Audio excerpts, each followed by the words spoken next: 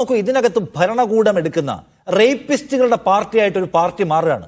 ആ പാർട്ടിയോട് നമ്മൾ ചോദ്യം ചോദിക്കണ്ടേ? ആ പാർട്ടി ഉത്തരം പറയണ്ടേ? അപ്പോഴല്ലേ ഈ എപ്പിസോഡ് കംപ്ലീറ്റ് ആവുള്ളൂ.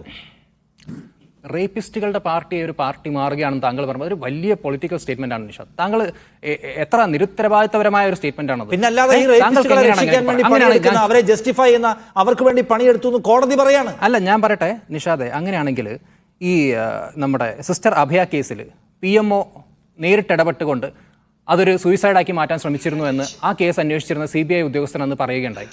അപ്പോൾ അന്ന് നിഷാദ് ഇതുപോലെ തന്നെ പറഞ്ഞു അത് റേപ്പിസ്റ്റുകളുടെ പാർട്ടിയാണ് കോൺഗ്രസ് എന്ന്, അല്ലെങ്കിൽ കോൺഗ്രസിന്റെ പ്രധാനമന്ത്രിയുടെ ഓഫീസ് നേരിട്ട് ഈ വിഷയത്തിൽ ഇടപെടുന്നു എന്നൊരു അലിഗേഷൻ അതിന്റെ CBI എന്താ പറയുക ഓഫീസർ തന്നെ ആ കേസ് അന്വേഷിച്ചുകൊണ്ടിരിക്കുന്ന ഉദ്യോഗസ്ഥൻ മാധ്യമങ്ങളോട് പറയുമ്പോൾ അന്ന് നിഷാദ് ഈ സ്റ്റാൻഡേർഡ് അല്ലെങ്കിൽ താങ്കൾക്ക് നമ്മുടെ അല്ല അങ്ങനെയാണെങ്കിൽ എല്ലാ പാർട്ടികളും ഒരു പാർട്ടിയെ മാത്രം താങ്കൾ BJP വിമർശിച്ചുകൊള്ളൂ, ഞാനും ഈ കേസിൽ BJP വിമർശിക്കുകയാണ്. പക്ഷെ താങ്കൾ ഇങ്ങനെ ഏകപക്ഷീയമായ സ്റ്റേറ്റ്മെന്റ്സ് പറയുമ്പോൾ താങ്കൾ പറയേണ്ടത് ഇവിടുത്തെ എല്ലാ പാർട്ടികളും ഇതുപോലെ തന്നെ റേപ്പിസ്റ്റുകളുടെ പാർട്ടിയാണെന്ന് പറയൂ. എന്താ വാളയാർ കേസിൽ എന്താ സംഭവിച്ചത്? മറ്റ് കേസുകൾ, കേരളത്തിലെ ഒരുപാട് കേസുകളുണ്ടല്ലോ നമുക്ക് എടുത്ത് പറയാൻ വേണ്ടി. സൂര്യനെല്ലി കേസ് എടുക്കാം, നമുക്ക് എത്ര കേസുകൾ കിടക്കുന്നു നിഷാദ്. അപ്പം എല്ലാ പൊളിറ്റിക്കൽ പാർട്ടികളെയും നമുക്ക് ഇതിൽ പ്രതികൂട്ടിലാക്കി സംസാരിക്കണമെങ്കിൽ എല്ലാവരും റേപ്പിസ്റ്റുകളാണെന്നൊരു സ്റ്റാൻഡ് എടുത്തുകൊണ്ട് താങ്കൾ പറയൂ, അല്ലെ എല്ലാ പാർട്ടികളും റേപ്പിസ്റ്റുകളുടെ പാർട്ടിയാണെന്ന് പറയാനുള്ള ആർജവം നിഷാദിനുണ്ടോ ഇവിടെ ഇരുന്നുകൊണ്ട്? ഇല്ല. നിഷാദിന്റെ ടാർഗറ്റ് എന്താണ്? BJP.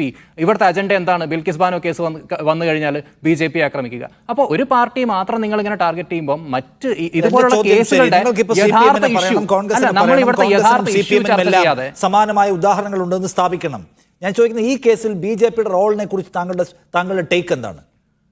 ഞാൻ പറഞ്ഞല്ലോ, ഇതിൽ കുറ്റവാളികൾ ശിക്ഷിക്കപ്പെട്ട, അല്ലെങ്കിൽ എന്താ പറയുക, കോടതി ഈ പറയുന്ന പോലെ ശിക്ഷിക്കപ്പെട്ട 11 കുറ്റവാളികൾ അവരുടെ ടേം കംപ്ലീറ്റ് ചെയ്യണം എന്ന നിലപാടാണ് ഞാൻ ഇതിനു മുമ്പും ദേശീയ മാധ്യമങ്ങൾ സ്വീകരിച്ചത്. അവർ പുറത്തിറങ്ങി വരണമെന്ന് ആഗ്രഹിക്കുകയും അതിനുവേണ്ടി കുറുക്കുവഴികൾ സ്വീകരിക്കുകയും ചെയ്ത ഒരു സംസ്ഥാന ഭരണകൂടം അത് കോടതി കണ്ടെത്തി കൃത്യമായി ആ സംസ്ഥാന ഭരണകൂടത്തെ അത് നമ്മുടെ സിസ്റ്റത്തിന്റെ കുഴപ്പമാണോ ഇല്ലയോ? അല്ല, അത് നമ്മുടെ സിസ്റ്റത്തിന്റെ കുഴപ്പമാണ്. നമ്മുടെ സിസ്റ്റത്തിന് കുറ്റം പറയാം, കാരണം നമുക്ക് എല്ലാ കാലത്തും ഇങ്ങനെയുള്ള കേസുകൾ ഉണ്ടായിട്ടുണ്ട്. അതാ ഞാൻ നേരത്തെ പറഞ്ഞത്, ഇതൊരു പൊളിറ്റിക്കൽ ഡിസിഷൻ അല്ലേ നമ്മൾ അവരെ പുറത്തിറക്കണം എന്നുള്ളത്. നമ്മുടെ സിസ്റ്റത്തിന്റെ കുഴപ്പം എന്ന് പറയുമ്പോൾ അവിടെ പൊളിറ്റിക്കൽ ഡിസിഷൻസ് അടക്കം ഉൾപ്പെടുന്നു എന്നാണ് ഞാൻ ഉദ്ദേശിക്കുന്നത്. കാരണം അതുകൊണ്ടാണ് ഞാൻ ചില പ്രീസിഡൻസ് കോട്ട് ചെയ്തതും മറ്റു ചില പാർട്ടികളുടെ കാര്യങ്ങളൊക്കെ പറഞ്ഞത്.